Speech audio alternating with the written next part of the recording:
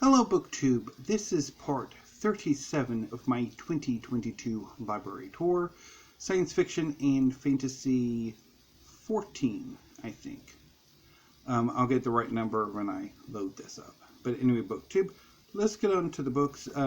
This is the final shelf of the first half of the fourth bookcase. It's a Walmart shelving unit I have that's open-ended, so you could use both sides as a bookcase if you have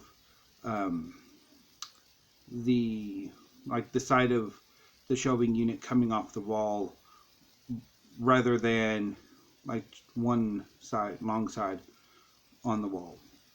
So let's go on with the books. First is The Air of Night, Book 1 of The Wall of Night by Helen Lowell.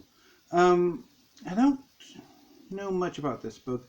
I think Helen Lowell used to blog or write for Blackgate Magazine or some other science fiction and fantasy website on the net. That I liked her nonfiction and saw a copy of this book at Golden's Book Exchange and picked it up a few years ago, but I haven't gotten around to it yet. The next two books are by Scott Lynch. First is The Lies of Locke Lamora, which is, I think, the first volume in the Gentleman Bastard series.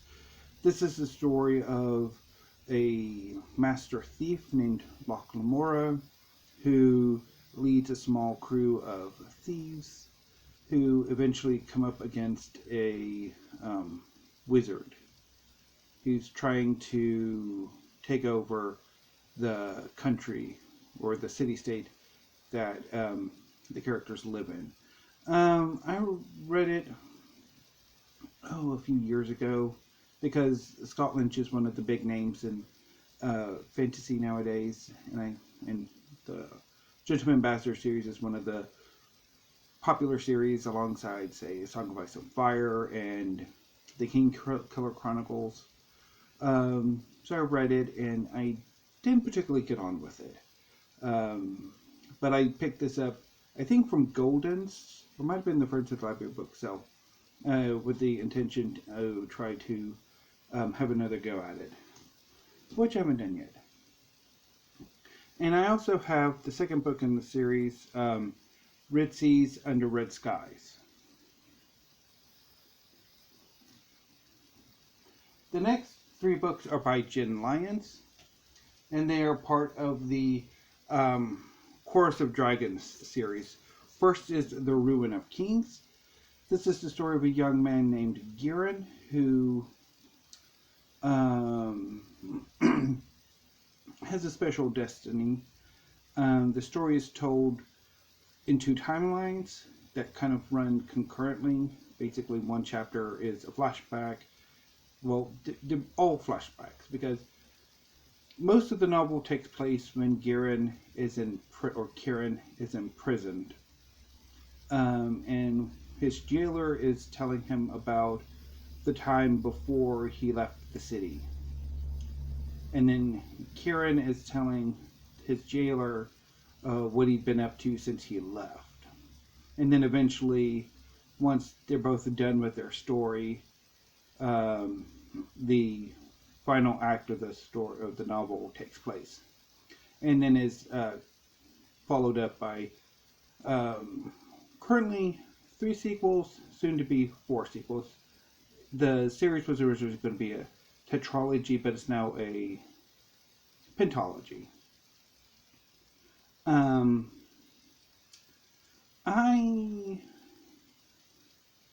I have mixed feelings about this book. I liked sort of the structural choice that Jen Lyons makes of sort of the two narratives sort of building up to sort of that third, kind of like it. Although I'm not entirely sure how she will sort of follow up with that style and structuring in later books. I haven't gotten around to them yet. But at the same time, there are some things about the book that I don't particularly like. Like, there are a lot of things I like, but there are things I don't like either. So I probably should have another go at this book and really sort of settle my opinions about it.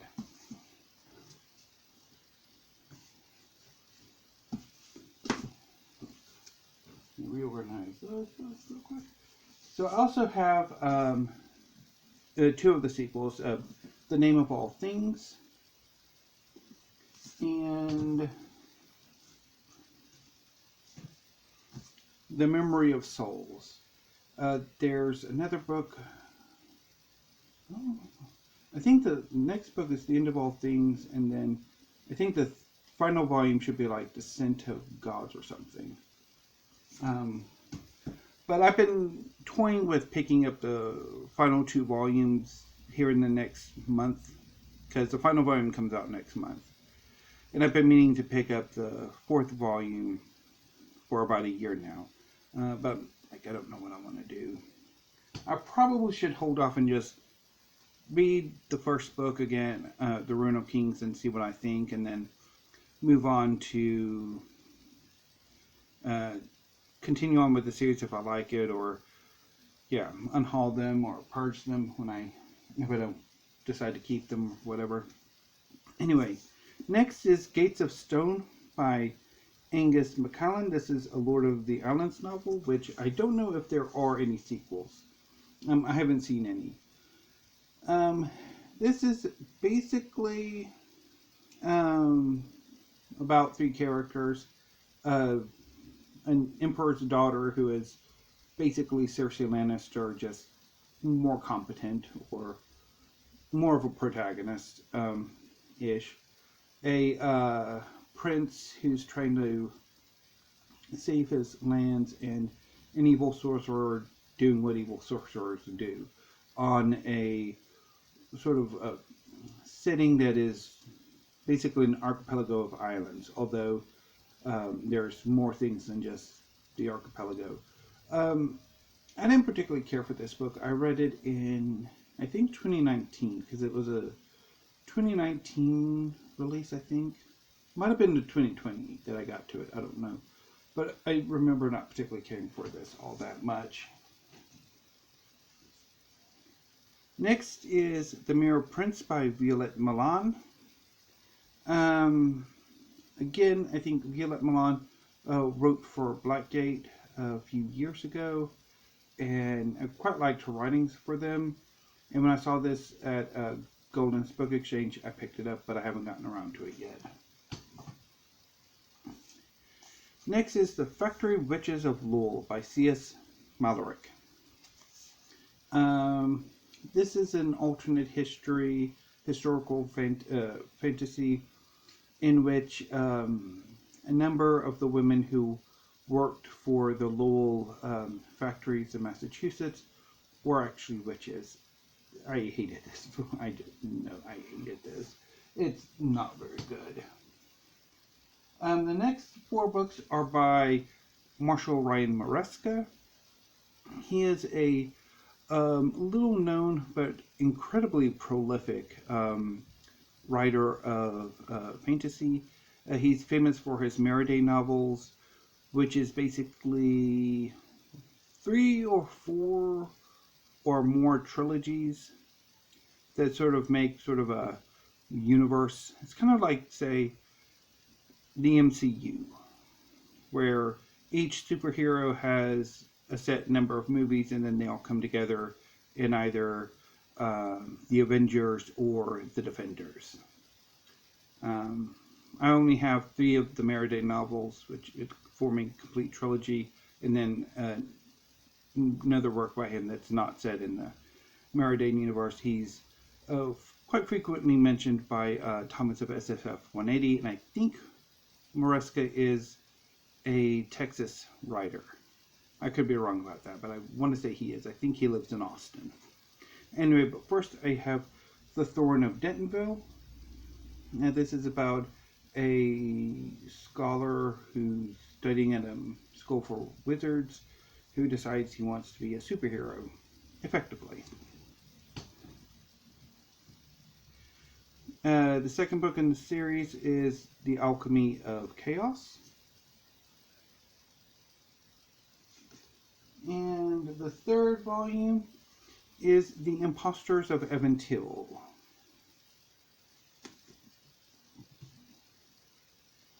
And I also have The Velocity of Revolution, which is set in different setting. It's a different possible series, I think, in which I think a country has been conquered, and the main character is a member of sort of the occupation police, or like the collaborationist police, who is tasked with infiltrating a gang with subversive elements. I think I haven't gotten around to this yet. It came out late last year, and I really would like to get to this one, as well as the other 3 books, because I haven't gotten to them either.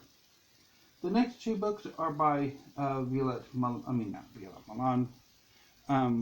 Marillier, who I picked these up largely because Juliet Marillier is rather popular with certain segments of BookTube who read fantasy, although not exclusively fantasy, or they don't really focus exclusively on fantasy. I picked these 2 up when I picked up the 2 Deborah Chester novels during my trying and annoying last trip to Golden's Book Exchange. Anyway, so first is Son of Shadows, which I don't know much about. I haven't read this one, but I have dipped into The Dark Mirror, which is book 1 of the Bride Chronicles. I want to say this is about a young prince who's been fostered by a wizard, or a wizard type character, who is eventually joined by a young woman who he falls in love with, and I bailed within a chapter or 2. I really did not like the style at all. Next is The Kingdom of Liars by Nick Martell. I think this book came out, I think in late 2019. No, not late 2019. Late 2020, I'm sorry. But I think came out late in 2020. And then I think a sequel or 2 came out last year.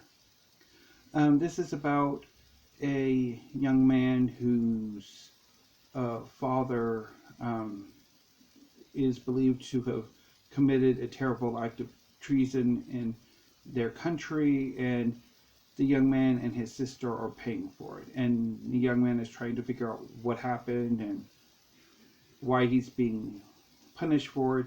And it has something to do with his magic, or with the magic of this world, which the price, I think, is forgetting something. Anyway, I haven't gotten around to it yet, but I would like to eventually. The next 2 books are part of the Song of Ice and Fire series by George R. Martin. First is A Game of Thrones, which, while I cannot confirm or deny that this is probably the copy I first had, it could very well be. Because I first read this book in, I want to say, the summer before I started college. I want to say I picked this up from Hastings, like the first time I went to Hastings, or it could have been Barnes & Noble. And I read it, and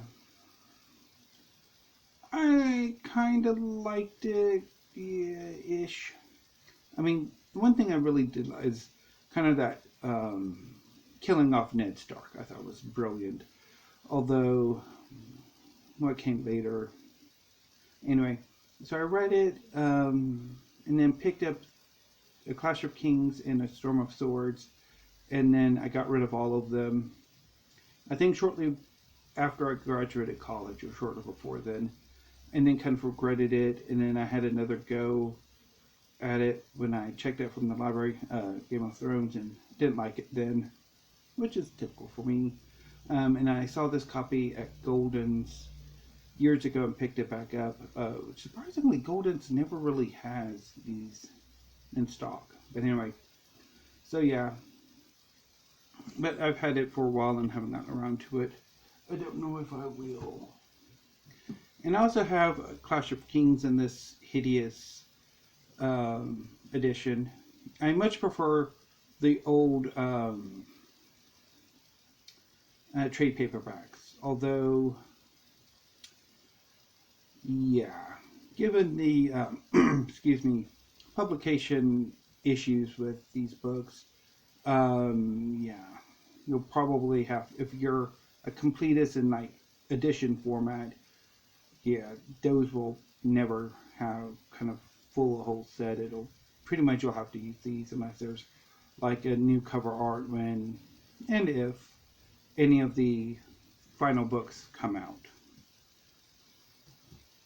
And finally, for this shelf, A Memory Called Empire by Arcady Martin. This is a space opera that came out in 2019. It's about a young woman from a space society, a space polity that exists on space stations. And she is appointed ambassador to the Tax Colony Empire, which is a massive interstellar polity, to replace the previous ambassador who has died and who she finds out was murdered. And then she goes on and investigates and comes to a number of realizations. There's also, looking in the background, a alien threat that's threatening both the Tax Colony Empire and also the stationers. I have mixed opinions about this novel. The climax of this book is amazing, just absolutely amazing. But what builds up to that scene, and I don't really like. And then after that climactic scene, it craters badly, and it just, anyway. So I love that scene, but I don't particularly like the rest of the book. And I think there's some nitpicks I have about the world building, which I think is probably more due to Martine's area of expertise. She does have a PhD in Byzantine history, so I think a lot of the politics, diplomacy, I think is centered in a more medieval sort of attitude, to where an embassy of one can work, while in a more complex societies, embassies of one, even for what amounts to a city-state, probably doesn't really work. But I mean, that's a nitpick, but I mean, largely, I mean, there's that one scene that I love, and the rest of it, yeah. Anyway, so that concludes part 37 of the library tour. Tomorrow will be part 38, and we'll start with A Desolation Called Peace, the second book in this series. So anyway, BookTube, until then, thank you, have a great afternoon, and stay safe. And I may be back later today with an announcement. So until then, BookTube, thank you and stay safe.